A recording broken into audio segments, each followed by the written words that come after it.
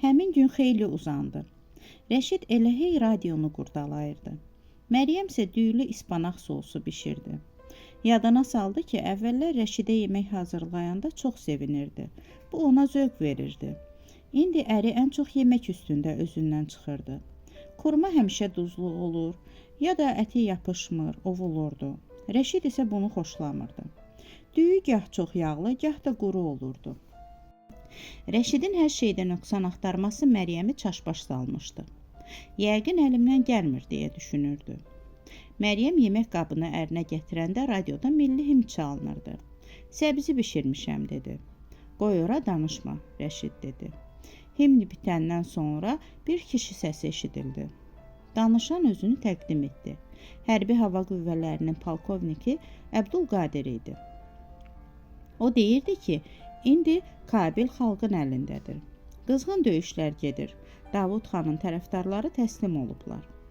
Bir neçə gün sonra kommunistlər Davud xan rejimi ilə əlaqəsi olanları kütləvi şəkildə güllələməyə başlayanda Poliçərxi həbsxanasında məhbuslara verilən dəhşətli işgəncə və onların gözlərinin çıxardılması haqqında şayiələr yayılanda Məryəm eşidəcəkdi ki, prezident sarayında da qırğın baş vermişdi. Davud xan öldürülmüşdü. Ondan əvvəl isə ailəsindən 20 nəfər, o cümlədən qadın və uşaq onun gözü qabağında qətlə yetirilmişdi. Rəşid radionu söndürdü. Bu yaxşıdır ya pis? Məryəm soruşdu. Onların sözlərinə görə varlılar üçün pisdir. Rəşid dedi. Bizim üçünsə elə bir fərqi yoxdur. İstidir? Rəşid düyü boşqabına işarə ilə soruşdu. Qazandan indicə götürmüşəm, Məryəm dedi. Onda ver yeyim. Rəşid mızıldandı. Düyüdən bürmələyib ağzına qoydu, çeynəməyə çalışdı. Sonra dodaqlarını büzüşdürüb ağzındakı düyünü süfrəyə tüpürdü. Nə oldu? Məryəm təşvişlə soruşdu. Üzrxahlıq ifadə edən səsindən zəhləsi getdi. Hiss etdi ki, nəbzi sürətlə vurur. Canına vicvicə düşdü. Rəşid barmaqlarını silkələyib düyünü təmizlədi. Hirslə boşqabı geri itələdi. İspanaqlı düyü yerə səpələndi. Özü isə qapını çırpıb güllə kimi bayıra cumdu. Məryəm dizlərini yerə qoyub dağılmış düyüləri yığmağa başladı. Amma əlləri titrəyirdi. Qorxu canını almışdı. Ürəyi bu saat köksündən çıxacaqdı. Dərindən nəfəs aldı ki, özünə gəlsin. Gözləri dolmuşdu. Qonaq otağının tutqun pəncərəsində zavallı əksini gördü. Sonra eşitdi ki, evin qapısı açıldı və birazdan Rəşid qonaq otağına qayıtdı. Bura gəl görüm, o dedi və Məryəmin əlini tutub açdı. Gətirdiyi bir ovuc xırda daşı onun əlinə tökdü. Bunları ağzına sal. Nə? Məryəm dedi. Götür bunları ağzına qoy dedi. Əri güclü əlləri ilə Məryəmin çənəsindən tutdu, dişlərini aralayıb soyuq, xırda daşları onun ağzına bastı. Məryəm müqavimət göstərir, Rəşidin əlindən qurtulmağa çalışırdı. Əri onun dodaqlarından basıb ağzını açmağa qoymur. Qeyzlə gülümsünür, daşları içəri itələyirdi. İndi isə çeynə dedi. Çeynə deyirəm sənə, vəhşi kimi bağırmağa başladı. Ağzından çıxan tənbəki iyi Məryəmin üzünü yaladı. Məryəm çeynəməyə başladı. Ağzında nəyinsə sındığını hiss etdi. Qəzəbdən yanaqları səyləyirdi Rəşidin. İndi bildin ki, bişirdiyin düyü necə dadlı yeməlidir? İndi bilirsən ki, səninlə evlənməklə mən nə qazanmışam? Sən çox pis yeməksən, heç yemək deyilsən, vəssalam. Sonra getdi. Məryəm xeyli vaxt ağzındakıları təmizlədi. Qana bulaşmış daşlar arasında onun sınmış 2 dişi də var idi. Kabil, 1987-ci ilin baharı. 9 yaşlı Leyla hər səhər olduğu kimi yatağından qalxdı. Qalxan kimi gözləri dostu Tariqi axtardı. Amma bilirdi ki, bu səhər Tariqi görməyəcək. 1-2 gün qabaq Tariq demişdi ki, valideynləri ilə cənuba, Qəzni şəhərinə gedəcəklər. Orada əmsigildə qalacaqlar. Neçə günlüyünə gedirsiniz? O Tariqdən soruşdu. 13 gün. 13 gün? Qorxma, vaxt tez keçəcək. Qaşqabağını niyə tökdün, Leyla? Tariq dedi. Deyəsən ağlamaq istəyirsən, hə? Onu kim dedi? Leyla dedi. Sonra da əli ilə Tariqin baldırını, əsl ayağını, protezini yox, şappıldatdı. Tariq isə zarafatla onun boynunun ardından yavaşca şapalaqladı. Cəmi 5 gün keçmişdi. Leyla indi vaxt haqqında bir həqiqəti aydınlaşdırmışdı özü üçün. Vaxt sıxıla və yaxud da uzana bilərdi. Yenə adi günlərdən biri idi. Aşağıda səs-küy var idi. Ata-anasının sözləri yenə də çəp gəlmişdi Leylanın. Həmişəki kimi anası hirslənir, qışqırır, özünə yer tapmır, ora-bura var gəl edirdi. Babi oturaraq qoyun kimi başını aşağı salıb təəccüblə başını tərpədir, tufanın ötüb keçməsini gözləyirdi.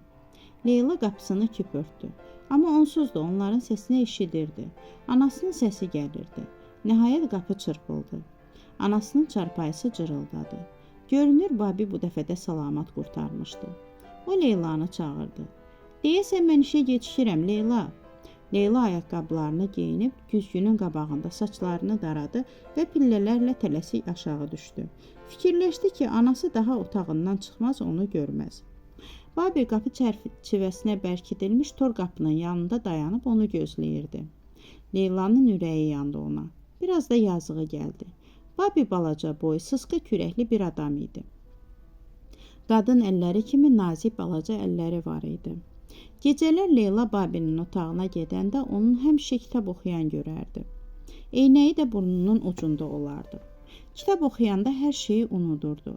Leylanın içəri girdiyini də hiss etmirdi. Biləndə isə kitabın səhifəsini qatlayır, dodağı altında gülümsənirdi.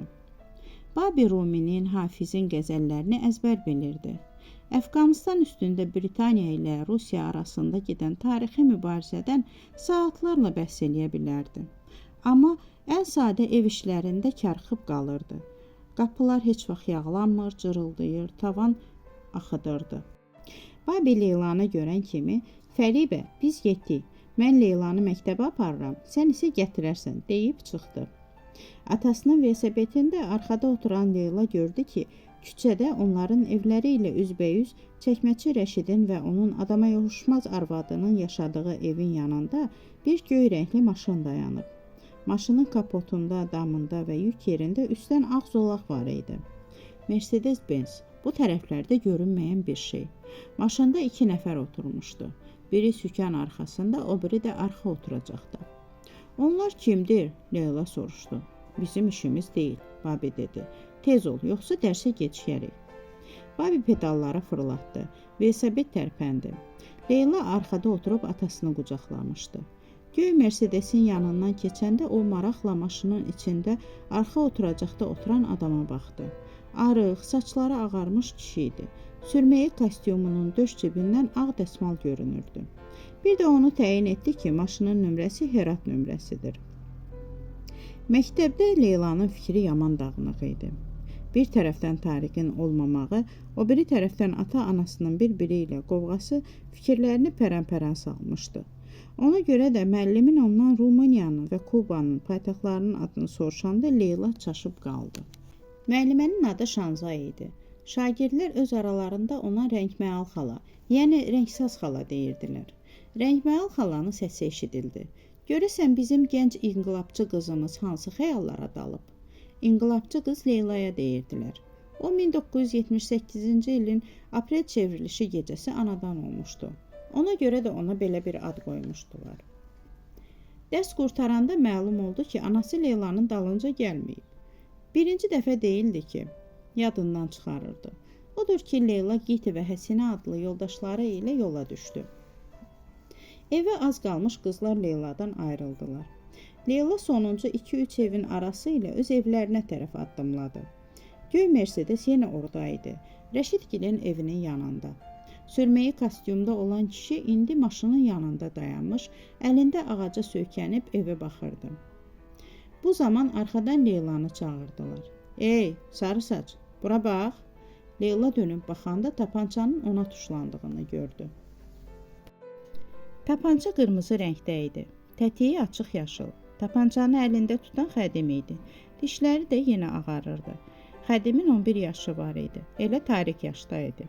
Xuliqan hərəkətləri ilə tanınan Qəssaboğlu xədim hündür arıq oğlan idi. Hərdən tənəffüslərdə Tariq yaxında olmayanda xədim Leylanı kölkə kimi izləyirdi. İndi isə əlində tapança oynadırdı.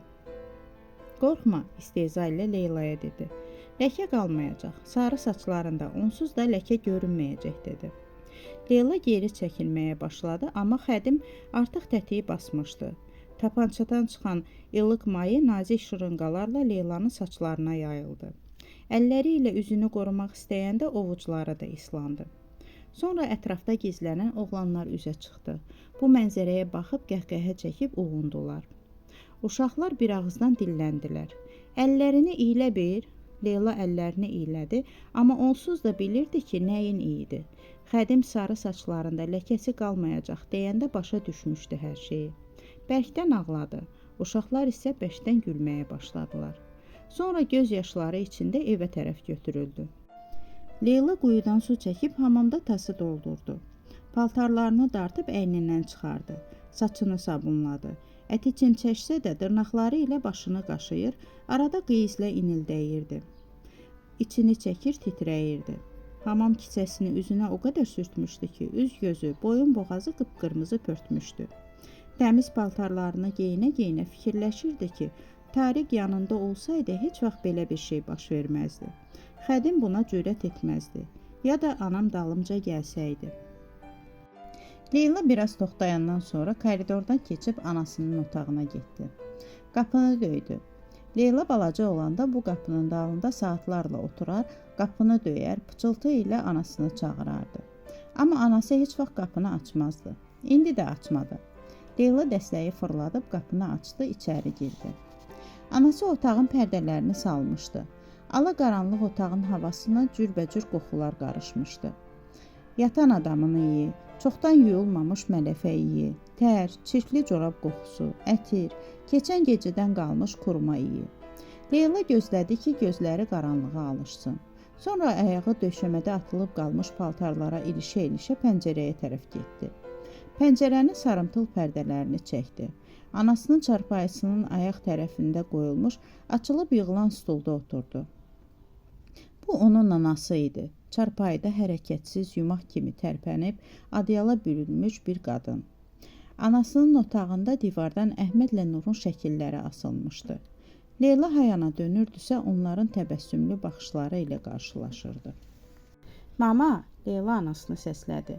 Anası azacıq hərəkətə gəldi. Elə bil zarıldadı. Mama, dur, saat 3-dür. Bir də zarıltı səsi gəldi. Sonra bir əl göründü. Anası bu dəfə bəkdən tərpəndi və silkələndi. Adyalın mələfənin xışıltısı eşidildi. Yavaş-yavaş anası yuxudan oyandı. Gözlərini açıb baxmaq istədi, gözləri qamaşdı. Başı köksünə əyildi. Məktəbdə nə var, nə yox? Anası mızıldandı. Hər şey yaxşıdır məktəbdə, Leyla dedi. İndicə yuxu görürdüm, dedi anası. Sən burada yatıb yuxu görəndə bir oğlan küçədə su tapancasından başıma sidik fışqırdırdı. Bu ki dəhşətdir. Aman Allahım, zavallı qızım. Sabah səhər tezdən onunla danışaram. Ya da yaxşı olar ki, anası ilə. Hə, anası ilə danışaram. Leyla əsəbləşmişdi. Sən məni məktəbdən götürməliydin. Hə, götürməliydim. Anasının səsi xırıldadı. Leyla başa düşmədi ki, anası soruşur, yoxsa təsdiq edir. Bəs o oğlan var idi, ha, sənin dostun, Tariq. Bəs o hardadır? Bir həftədir ki, gedib, dedi Leyla. Bəs başını yumusan heç olmasa? Bəli, yumuşam, Leyla dedi. Onda təmizsən daha. Anası yorğun nəzərlərini pəncərəyə sarı döndərdi. Sən tərtəmizsənsə, demək hər şey yaxşıdır. Leyla ayağa qalxdı. İndi mənim tapşırıqlarım var, gedim eləyim. Əlbəttə, ged elə. Gedəndə də pərdələri çək, qızım, anası dedi. Və onun səsi yorğan döşəkdə eşidilməz oldu. Leyla pərdələrə çatanda pəncərədən gördü ki, küçədə bir maşın arxasınca toz duman qaldıraraq gəlib keçdi. Bu həmin o göy Mercedes idi, Herat nömrəsi ilə. Bir həftə keçdi. Tarixdən xəbər ətər yox idi. Daha bir həftə də gəlib keçdi. İndi Leyla bir şeyi dəqiq bilirdi. Boş yeri gözləməkdən ağır heç nə yoxdur. Əsl iztirabdır. Leyla dəhşətli fikirlərin torunda çırpınırdı. O heç vaxt gəlməyəcək. O, ata-anası buradan həmişəlik köçüb. Gəzniyə səfər də gözdən pərdə asmaq üçün imiş. Onları ayırmaq üçün yaşlıların bəhanəsi imiş. Vidalaşmağa da qoymadılar onları. Yəqin yenə minaya düşüb. 1981-ci ildə olduğu kimi. O vaxt Tariqin 5 yaşı var idi. Gəzniyə getmişdilər. Onda Leylanın isə 3 yaşı tamam olmuşdu. Tariqin o vaxt bəxti gətirmişdi ki, bir ayağını itirmişdi və sağ qalmışdı. Başı bu fikirlərdən uğuldayırdı Leylanın. Nəhayət bir gecə küçədə gözlədiyi fənər işığını gördü. Dodaqlarından nagah bir səs qopdu. Həyəcan və sevinç qarışıq bir səs. Cəld çarpayının altından fənəri götürdü. Amma fənər yanmadı. Leyla fənəri dönə-dönə yoxladı. Yenə yanmadı. Lənətə gələsən. Batareyaları xarab olub, dedi. Yanmır, yanmasın. Əsas odur ki, o qayıdıb. Leyla çarpayının kənarında oturdu. Xoşbəxtlikdən başı hərlənirdi. O sehirli fənərin sarımtıl işığı isə elə hey yanıb sönürdü. Ertəsi gün Leyla Tariqgilə gedəndə küçədə xədimlə dostlarını gördü. Xədim çöməlib, əlində çubuqla palçığın içində nəyisə qurdalayırdı. Leylanı görən kimi əlini yelləyib nəsə dedi. Ardınca dostları qəhqəhə çəkdi. Leyla fikir verməyib tələsik ötüb keçdi. Qapını Tariq açdı. Açan kimi Leylanın ilk sözü bu oldu. Niyə belə gec gəldiniz? Leylanın səsində inciklik hissi olunurdu. Əmim xəstə idi, ona görə. Tariq Leylanı qonaq otağına gətirdi. Leyla bu evdə hər şeyi sevirdi. Rəngi getmiş, nimdaş xalça, taxtın üstünə salınmış quramı örtük. Tariqin hər gün gördüyü hər şeyi. Kimdir o? Tariqin anası mətbəxdən soruşdu. Leyla da ana, o dedi və Leylaya əyləşməyə stol verdi. Qonaq otağı çox işıqlı idi. Pəncərələri də həyətə açılırdı. Pəncərə qabağında boş bankalar var idi. Daha denən gəlinimiz gəlib də, Tariqin atası içəri girdi. O dülgər idi. Arıq saçları ağarmış bir kişi idi. 60-ı təzə adlamışdı. Belə deyəndə sözündən incəyər, sonra bizə gəlməz. Tariqin anası bu sözləri deyə-deyə komport bardağı, çömçə və 4 fincan qoyulmuş padnosu stolun üstünə qoydu. Qoca kişidir, fikir vermə qızım. Əllərini qoşalaşdırıb Leylanın yanaqlarını oxşadı. Xoş gəlmişsən, gəl otur. Komport gətirmişəm sizə. Otağın divarlarında Tariqin müxtəlif yaşda çəkilmiş şəkilləri asılmışdı. Kiçik yaşlarındakı şəkillərində onun 2 ayağı da yerində idi. Atan necədir qızım? Tariqin anası soruşdu. Yaxşıdır, sağ olun, Leyla dedi. Əvvəlki kimi çörək zavodunda işləyir. Yaxşıdır. Bəs anan? Həmişəki kimi. Gah yaxşı olur, gah da... Hə, əlbəttə, Tariqin anası fincanı qarışdıra-qarışdıra fikirli halda dedi. Ananın oğullarından usaq olmağı ağırdır. Bizimlə nahar edəcəksən? Tariq soruşdu. Bəs necə? Anası dedi. Şoraba bişirmişəm. Yox, yaxşı düşməz, Leyla dedi. Nə danışırsan? Tariqin anası incikliklə dedi. Neçə vaxtı getmişik, xəbərimiz yox. İndi gəlmisən. Doğrusu ədəb və nəzakətin yeri deyil. Yaxşı, qalıram. Sizinlə nahar edəcəm, Leyla dedi. Və gülümsündü. Hiss etdi ki, qızardı. Demək razılaşdıq. Düzü o idi ki, Leyla Tariqgilin evində yeməyi xoşlayırdı. Öz evlərində isə yox. Tariqgildə ailə hamısı bir yerdə yemək yeyirdi. Amma öz evində tək yeyirdi yeməyini. Onların evindəki plastik bənövşəyi stəkanlar Leylanın xoşuna gəlirdi. Yemək zamanı söhbət kəsilmək bilmirdi. Tariqin valideynləri puştun idi. Amma Leyla yanlarında olanda farsça danışırdılar. Halbuki Leyla onların puştun dilini az-çox başa düşürdü. Məktəbdə öyrənmişdi. Kart oynayaq, Tariq soruşdu. Hə, gedin yuxarı, anası dedi. Mən də şorbanı bişirim. Onlar Tariqin otağında üzü üstə uzanıb növbə ilə pəncbar oynamağa başladılar. Tariq Qəzniyə səfərindən, əmsi ilə armud tikləri əkməyindən, orada bağdan ilan tutmağından danışdı. Bu otaqda Tariqlə Leyla ev tapşırıqlarını eləyir, karton evciklər düzəldir, bir-birinin əyri-üyrü şəkillərini çəkirdilər. Yağış yağanda pəncərə qabağında dayanıb fanta şirəsi içə-içə yağış damcılarının şüşəyə necə çırpılıb dağıldığına tamaşa edirdilər. Tariq üz-gözünü qırışdırıb protezini ayağından ayırdı. Leyladan balıq istəyib ayağının altına qoydu. Dirsəklənib böyrü üstə uzanıb, indi yaxşıdır, dedi. Nahardan sonra Leyla ilə Tariq zooparka getmək üçün küçəyə çıxdılar. Baş verən hadisəni əvvəlcə demək istəmirdi ona Leyla. Düşünürdü ki, Tariqə demək yaxşı olmaz. Bilsə bunu belə qoymaz. Amma sonra küçəyə çıxıb avtobus dayanacağına gedəndə Xədimi gördü. Yenə dostları ilə hasarın dibində yığışmışdılar. Baş barmaqlarını kəmərlərinə keçirib yoldan keçənlərə sataşır, söz atırdılar. Xədim onları görəndə sırtıq-sırtıq dişlərini ağartdı. Leyla əhvalatı Tariqə danışdı. Tariq dişlərini sıxa-sıxa puştun dilində nə isə dedi. Deyəsən söydü. Leyla başa düşmədi. Burada gözlə dedi. Xədim hamıdan qabaq Tariqi gördü. Hırıldayan dişləri büzüşdü. Əllərini kəmərindən çıxarıb hasardan aralandı. Güya özünü düzəltməyə çalışdı. Canına vəlvələ düşdü. Yanındakılar da onun baxışlarını tutdu və Tariqə baxdılar. Tariq protezini əlinə alıb qılınc kimi çiyni üstünə qaldırdı. Bir ayağı ilə hoppanaraq Xədimə yaxınlaşdı. Ətrafdakılar dağılışdılar. Xədim tək qaldı. Sonra toz dumana qarışdı. Zərbələr dəydikcə Xədimin yalvarışı, çığırtıları ətrafa yayıldı. Xədim bir də Leylanı heç vaxt narahat etmədi. Həmin gün axşam süfrə başında çox vaxt olduğu kimi yenə də Leyla və atası idi. Anası dedi ki, ac deyil, istəsə sonra yeyər.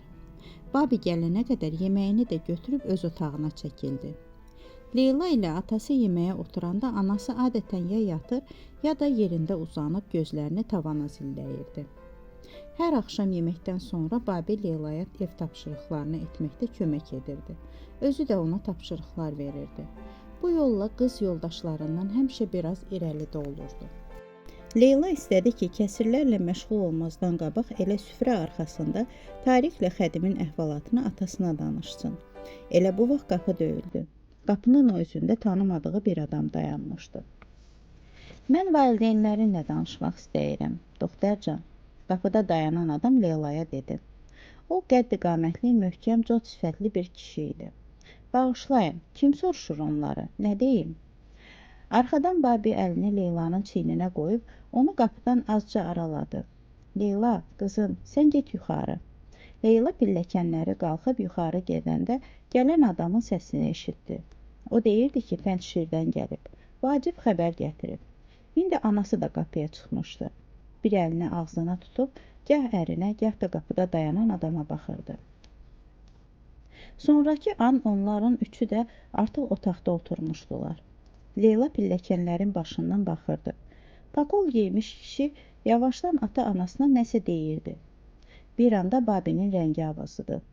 Sonra onun sifətinə ölü rəngi çöktü. Titrəyən əllərinə baxdı.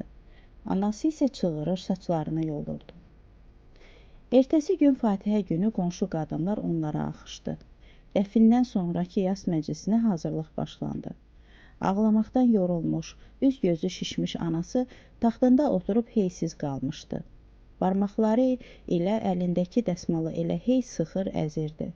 İki qadın ondan ayrılmır. Növbə ilə ehtiyatla əllərini ovurdular. Sanki çox nadir, kövrək bir oyuncaq idi. Sına bilərdi. Fəribə elə bil onları burada olmasını heç hiss etmirdi də. Fəribənin ağrılı-acılı nasaz günləri başlayırdı. Sinəsindəki, başındakı ağrılar onu incidirdi. Babi onu həkimə apardı, amma heç bir xəstəlik tapmadılar. Çox vaxt yatağında uzanırdı, qara geyinib saçlarını vururdu. Alt dodağını çeynəyib yara etmişdi. Oyaq olanda məqsədsiz otaqlara girib çıxır, pillələri qalxıb Leylanın otağına gəlirdi. Sonda güya oğlanlarına baş çəkirdi. Axı onlar bir zaman bu otaqda yatırdı. Burada səsküylə oynayır, nadinçlik edir, yastıq davası edirdilər. Amma indi onlar yox idilər. Anası bir şeyi heç vaxt unutmurdu. Gündə 5 rükət namazını qılırdı. Namazın sonunda Allaha dua edirdi. Dua edirdi ki, Yaradan mücahidlərə kömək etsin, onlar qalib gəlsinlər. İndi evin bütün işlərini Leyla görməli olurdu. Yeməyi o bişirir, anasının paltarlarını o yuyur, mələfələri o dəyişirdi. Onu dilə tutub yatağından qaldırır, güclə yedirir, içirirdi. Atasının paltarlarını yuyur, ütüləyir, səliqəyə salırdı. Bəzən işlərini qurtarandan sonra Leyla anasının yatağına girir, qısılıb onun yanında uzanırdı. Onu qucaqlayır, başını saçlarının içində gizlədirdi. Anası qurcuxub oyanır, dodağının altında nə isə mızıldanırdı, oğlanlarından danışırdı. Leyla sakitcə yanında uzanıb qulaq asırdı ona. İstəyirdi ki, anası onu da görsün. Görsün ki, o şəhid olmayıb, burada, onun yanındadır. Heç olmasa bir dəfə onun haqqında fikirləşsin. Qızının istəkləri, onun gələcəyi haqqında fikirləşsin. Amma Leyla bilirdi ki, onun gələcəyi qardaşlarının keçmişinə dəyməz anasının gözündə. Leyla onların keçmiş kölgəsində itib batmış, görünməz olmuşdu. Anası oğlanlarından danışır, o da sadəcə dinləyirdi. Əfsanə kimi, nağıl kimi dinləyirdi. 1988-ci ilin aprel günlərinin birində Babi evə şad bir xəbərlə gəldi. Saziş bağlanıb, o sevinclə dedi. Rəsmi saziş, Cenevrədə. Onlar gedirlər. 9 aydan sonra Əfqanistanda bir nəfər də olsun Sovet əskəri olmayacaq. Fəribə çarpayıda oturmuşdu. Dikəldi. Amma Sovet rejimi qalacaq da, o dedi.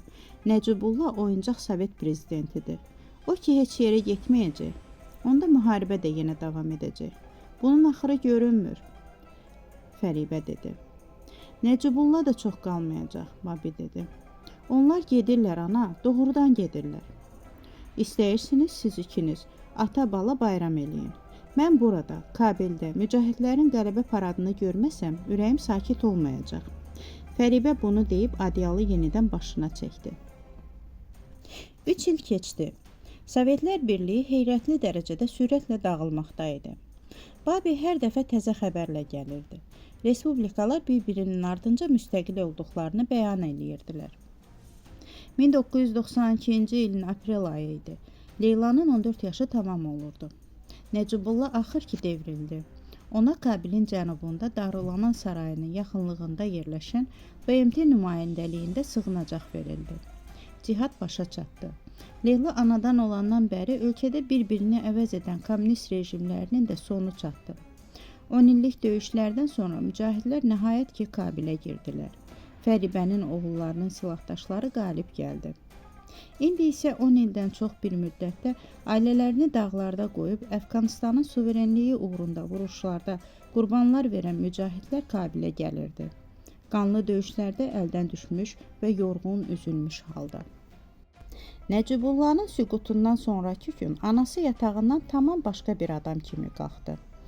Əhmədlə Nurun şəhidliyindən keçən 5 il ərzində ilk dəfə idi ki, o qara geyinmirdi. Ağ xalları olan açıq göy rəngli mil donunu geyindi. Pəncərələri, döşəməni yudu, otaqların havasını dəyişdi. Hamamda xeyli yubandı. Sevinclə cingildəyirdi səsi. Bir məclis quraq, dedi. Leylanı göndərdi ki, qonşuları dəvət etsin. De ki, sabah məclisimiz var, dedi. Mətbəxdə əllərini böyrünə qoyub bir xeyli ətrafa baxındı. Vay vay, Leyla, gör mənim mətbəximi nə günə qoymusan. Ərklə deyindi. Heç nə öz yerində deyil ki. Çoxdan evindən ayrı düşmüş, əsl evdar qadınlar kimi işə girişdi. Qazanları, tavaları bir tərəfə çəkib qab-qacağı yerbəyər elədi. Fəribə ciddi cəhdlə aş bişirməyə başladı. Şüyüdü, lobyası da yerində. Üstəgəl küftə üstünə də nanə səpilmiş təzə yoğurt, buğlanan isti mantı. Deyəsən təəccüb eləyirsən, anası düyü kisəsinin ağzını aça-aça dedi. Hə, biraz, Leyla dedi. Anası düyü kisəsinin ağzını su ilə dolu iri qazana əydi. Sonra qollarını çırmalayıb qazandakı düyünü yumağa başladı. Bəs Tariq necədir? Onun atası xəstədir, Leyla dedi. Onun indi neçə yaşı var? Dürüst bilmirəm, 60-ı keçmiş olar. Mən Tariqi deyirəm, anası dedi. Hə, onun 16 yaşı var. Gözəl oğlandır, elə deyil? Leyla çiyinlərini çəkdi. Daha böyük oğlandır, 16 yaş. Lap kişidir ki, elə deyil? Nə demək istəyirsən, ana? Anası gülümsündü. Yaxşısı budur, heç nə deməyim, dedi. Görürəm axı, nəsə demək istəyirsən. Leyla bu atmacadan alındı və biraz hirsləndi. Yaxşı, anası əllərini çarpaz şəkildə qazanın kənarlarına qoyub, qeyri-adi bir tərzdə məşq edirmiş kimi dedi. Bu yaxşı sözünü o biraz ayrı cür dedi. Leyla başa düşdü ki, indi əxlaq dərsi başlayacaq. Yaxşı, siz indiyə kimi qaçdı tutdu oynayan uşaq idiniz. Burada heç nə yoxdur, əlbəttə. Hər şey yaxşı idi, amma indi daha siz böyümüsünüz. Mən səninlə Tariqi nəzərdə tuturam. O oğlandır, onun üçün fərqi yoxdur, vecinə deyil. Sənsə qızsan, Həm də gözəl qızsan. Sənin kimi qızın adı, namusu çox incə məsələdir. Təsəvvür elə ki, əlində bir quş tutmusan. Əlini açan kimi o quş uçub gedəcək. Bəs sən özün Babigilin hasarını necə aşıb onların bağına keçmişdin? Leyla dedi və söz tapdığına sevindi. Biz xalaoğlu xala qızı idik. Sonra da ki evləndik. Tarix sənə evlənmək təklif edib. O mənim dostumdur, rəfiqimdir. Aramızda heç nə yoxdur. Leyla əlüstü dedi. Hər halda ehtiyatlı olun ki, sonra adamlar artıq əski danışmasınlar. Leyla ağzını açıb danışmaq istəyirdi ki, fikrindən daşındı. Anası düz deyirdi. Leyla özü də bilirdi ki, hamının gözü qabağında çəkinmədən tarixlə gəzib dolaşdığı qayğısız uşaqlıq günləri arxada qalıb. Çoxdan hiss eləyirdi ki, tarixlə onu bir yerdə görənlər onlara qəribə tərzdə baxırlar. Əvvəllər hiss etməmişdi. İndi hiss edirdi ki, onlar hiss olunmadan başdan ayağa süzür, baxınır və pıçıldaşırdılar. Leyla çoxdan şübhələnmişdi ki, ən azı qonşular arasında onunla tarix haqda dedikodu olmamış deyil. Onları doğrudan da aşiq məşuq hesab edirlər. Bir dəfə küçədə yanaşı gedərkən onlar çəkməçi Rəşidi, arxasınca da burka geymiş arvadı Məryəmi gördülər. Ötüb keçərkən Rəşid onlara söz atdı. Əsil Leyli Məcnundular. Amma Leylanı hirsləndirən o idi ki, bu sözləri ona anası deyirdi. Anasının onu qınamağa haqqı var idimi? Yenə atası desəydi hə. Anası isə bəs uzun illər haradaydı. Heç maraqlanırdı ki, Leyla hardadır, kimlə gedir, nə fikirləşir? Bu ədalətsizlik idi. Leylaya elə gəlirdi ki, o bu evdə elə qazan kimi, tava kimi bir əşyadır. Lazımdır götür, lazım deyil at qalsın mətbəxin bir küncündə. Amma bugün çox mühüm bir gün idi. Hamı üçün mühüm idi.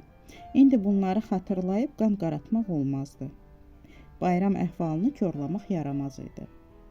Başa düşdüm ana deyib başını aşağı saldı. Hava çox yaxşı idi, aydın, bulutsuz bir gün idi. Kişilər həyətdə köhnə külə, açılıb yığılan stullarda oturub çay içir, siqaret çəkir, mücahidlərin gələcək planlarını müzakirə eləyirdilər. Leyla Babinin dediklərindən belə başa düşdü ki, onların ölkəsi indi Əfqanistan İslam dövləti adlanır. Kişilərdən biri manqal üstə kebab şişlərini həvəslə o üz bu üzə çevirirdi. Babi və Tariqin atası qoca armud ağacının kölgəsində şahmat oynayırdılar. Bütün fikirləri oyunda idi. Tariq də bir yanda oturub gah oyuna diqqət eləyir, gah da yaxın stollarda gedən siyasi söhbətləri dinləyirdi. Leyla ilə Giti isə mətbəxdə bardaqları yoğurtla doldururdular. Tariq əməlli başlı böyümüşdü. Boyu uzanmışdı. Leyla indi onun çiyinlərindən idi. Yeməkdən sonra çay veriləndə Tariq başı ilə işarə eləyib yavaşca bayıra çıxdı. 5 dəqiqə sonra Leyla da bayıra çıxdı. Tariq 3 ev aralıda gözləyirdi. 2 ev arasındakı dar keçiddə divara söykənib siqaret çəkirdi. Anam bilsə siqaret çəkirsən, öldürəcək səni, Leyla dedi və dalana girməzdən qabaq arxasınca dönüb baxdı. İkimiz daha birlikdə görünə bilmərik, Tariq dedi. Siqaretinə bir qulla vurub tüstü arasından işarə elədi. Yəqin ki, indi haqqımızda danışırlar. Elə bu əsnada Leylagilin evindən qışqırıq səsi gəldi. Kimsə bərkdən çığırırdı, söyüşürdülər. Leyla evlərinə tərəf götürüldü, Tariq də onun arxasınca. Həyət bir-birinə dəymişdi. İki kişi bir-birini söyə-söyə həyətin ortasında süpürləşirdilər. Ətrafda deyilənlərdən Leyla nə baş verdiyini təxmin elədi. Məlum oldu ki, siyasətdən danışan, milliyyətcə puştun olan cavan oğlan Əhməd Şah Məsudu satqın adlandırıb. Çünki o 80-ci illərdə Sovetlərlə işbirliyi edib. Milliyyətcə tacik olan kebabçı ona deyib ki, sözünü geri götürsün. Puştun onunla razılaşmayıb. Elə buna görə onlar arasında əlbəyaxa döyüş başlayıb. Hər şey təəccüblü dərəcədə sürətli yerbəyər oldu. Əvvəlcədən formalaşdırılmış Ali Şura Rəbbanini prezident seçir. Namizədliyi heç irəli sürülməyən hikmətyarın qəzəbi isə yerə göyə sığmırdı. Uzun illər əsarətdə, diqqətdən kənarda qaldıqlarını başa düşən Xəzərlərin də səbri daşdı. Hamı bir-birini təhqir edir, bir-birini suçlayırdı. Danışıqlar fayda vermirdi, iclaslar nəticəsiz qalmışdı. Şəhər nəfəs belə çəkmirdi. Dağlarda Kalaşnikov silahları hazır vəziyyətə gətirilmişdi. Dişinə kimi silahlanmış mücahidlər ümumi düşməni görməyib, indi bir-birinə düşmən kəsilmişdilər. Qabilin intiqam saatı gəlib çatmışdı. Şəhərə yağış kimi yağan mərmidən qorxan cəmaət dörd bir yana qaçır, sığınacaq axtarırdı. Leylanın anası da qaçanlara qoşulurdu. O yenidən qara geyinib öz otağına qayıtdı. Otağının pərdələrini salıb adyalı başına çəkdi.